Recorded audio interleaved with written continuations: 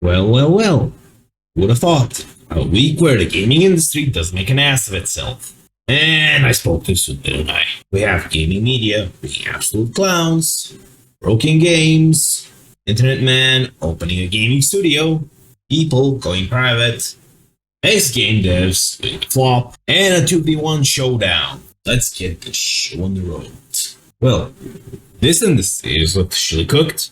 You have an article, if you can even call it that, or a PC gamer that decided to raise the question if we worry too much about performance in a game.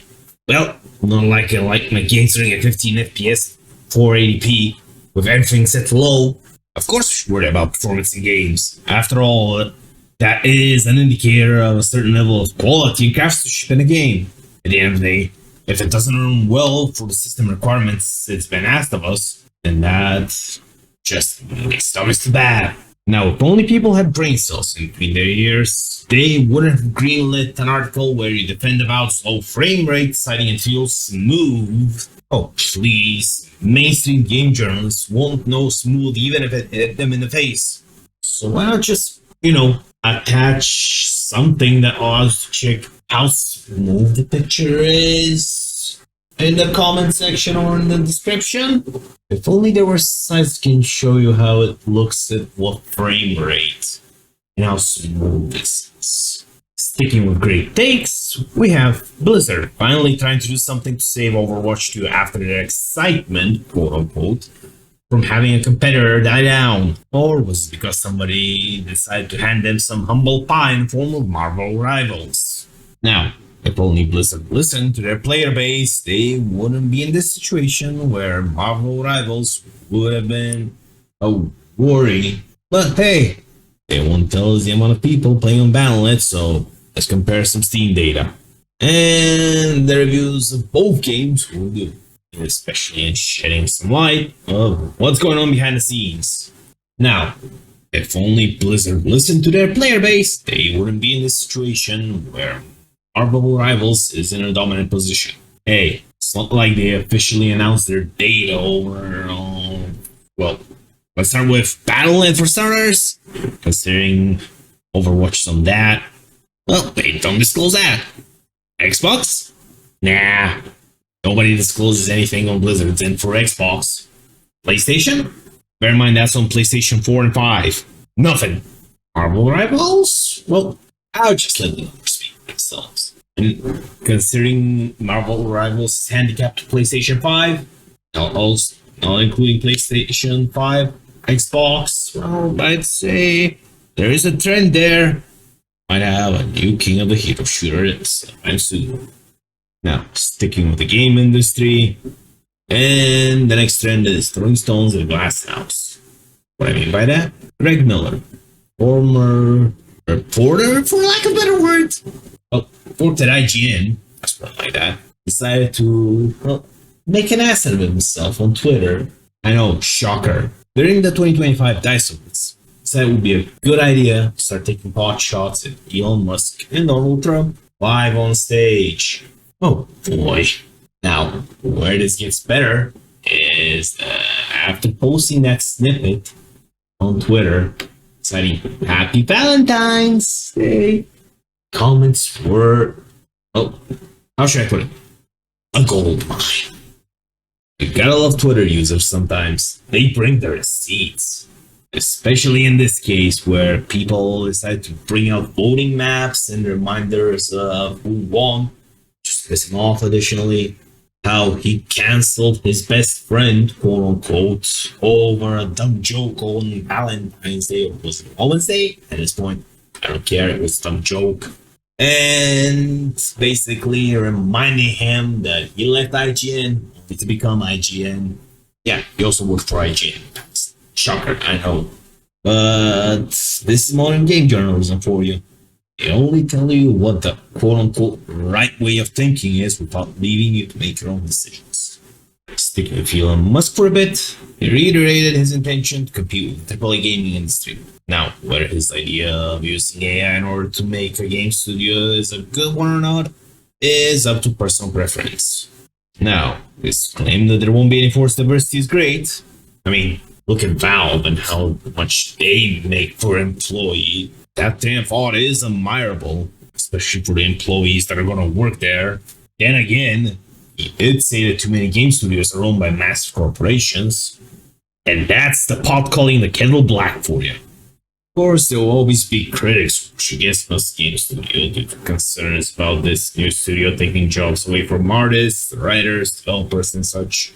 Mainly staff that's required to make a game, which can result in either a soulless game or just AI slop that is basically flooding the markets in order to make a quick cash grab. But then again, only time. What happens when you redesign your UI, make drastic changes in the gameplay, and start banning people that criticize your decisions of what is included in a game? You get Civilization 7. Now, where do we start with this one? Is the fact that you are forced to change what civilization you play as and lose all efforts you put into making your civilization great? The fact that the UI is not intuitive in any way, shape, or form compared to their previous games? Or the decision to include someone in the game just because they did humanitarian efforts and never into politics? Now, don't get me wrong, humanitarian efforts are all well and good, but when you try to shoehorn in someone just because they fit in a narrative that you push with DEI and whatnot, that's where that crosses the line. And it did for a lot of people who bought Civ 7. What did they do? Well, they took it to the forums. Then the ban hammers started flying. Now, was that the most mature response Firaxis Games could have done? Well, sure as shit wasn't. I mean, why do you go out of your way to ban your paying customers because they disagree with you? Instead of, explain the situation to them, why you did. But then again, it looks like the devs on this one don't really care about the audience, they just care about pushing the message. Now, going over to Wings Interactive, because that situation just got interesting. What does it take for someone to start hiding their social media?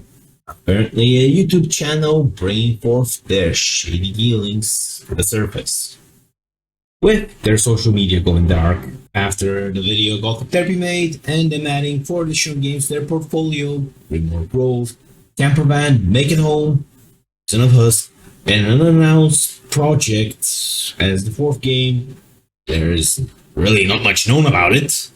To add to that, their turnover rate of just over 4 million Swedish krona, paired with a 28% deficit and a single employee for 2023, this whole situation, and mainly their monetary income, leaves a lot of questions to be answered. Now, with the recent hire at Wizards of the Coast, Kareem Bush is not working on Baldur's Gate 4, at least not yet.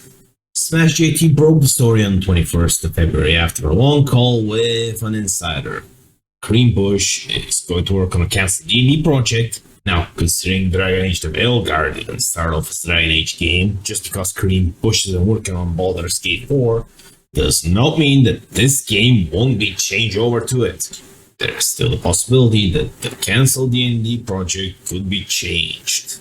Now, Project Ante, the game Kareem Bush is currently working on, was titled The Skyrim Killer, or an absolute disaster. Only time will tell if it will be infected with woke ideology and a diverse cast, or will it be at the very least a passable game?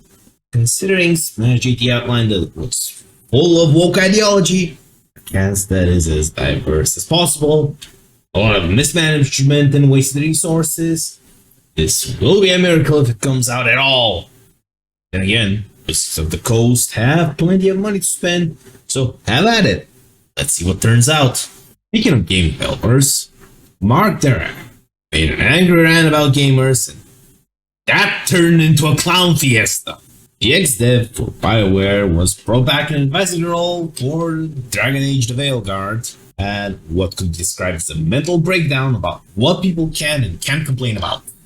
And the best part of that was there were no examples given of any kind, with the majority of his responses boiling down to a copy-paste response of watch the video, dislike something, express that dislike to the studio. While crawling into someone's personal social media feed, if you need a human, look at the first few names in the credits. No examples of cruelty were given at all in that video. Hirohei made the breakdown of the video, with a description if you want to go over that. This all boils down to the NPC speak of you paying for something doesn't give you the right to critique what you use the money on. It looks like somebody forgot their meds. If you make a bad product, who critique it, no matter how much you try to censor it, that will never change.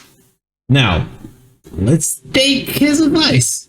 Might as well. And why don't we also take it a step further? Supersize it.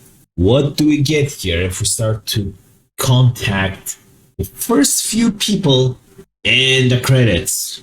Now, spoiler alert, I could have turned this very morbid since the first few names, the credits specifically, are for the people who passed away. But let's apply some level of decency here and common sense. Let's take, for example, the executive producer of Dragon Age: The Veilguard, Gary McKay, works for BioWare, that's owned by EA, that has 55.3% of its stock owned by investors. Not bad for starting with the first name in the credits. Oh wait, we didn't. We started with what made sense. But then again, hey, I can't be bothered to look at the investors. And this kind of goes without saying, don't harass them.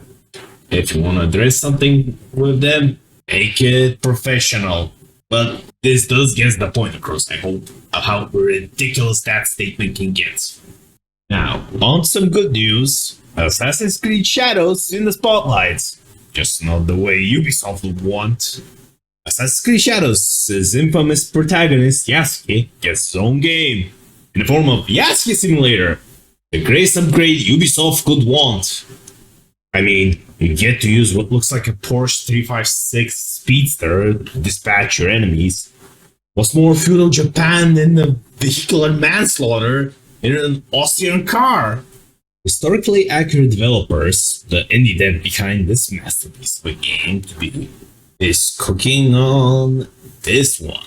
And considering the release date set for the 20th of March, same day as Assassin's Creed Shadows, this will be one hell of an opportunity for somebody to do light trolling on Twitch and play this in the Assassin's Creed Shadows category. Until Twitch mods ruin the parade, that is. Now, if only Ubisoft did the same, when they decide to include Shinto shrines that can be destroyed, maybe the Association of Shinto Shrines, a Japanese organization responsible for overseeing about 80,000 Shinto shrines, would be trying to block the sale of the game in Japan. Specifically, the country that this gem of a game is set in. Take your pick about what game I'm talking about. This is not this organization's first time in the ring. They were able to cancel the development of a game mainly because it personified shrines as characters. I don't want to leave the name of the game on the screen because this is going to be something I can butcher easily.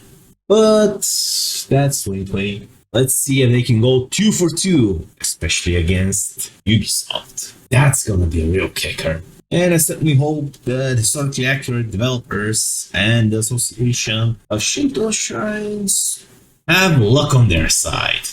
Because one of these games is gonna be on my hard drive.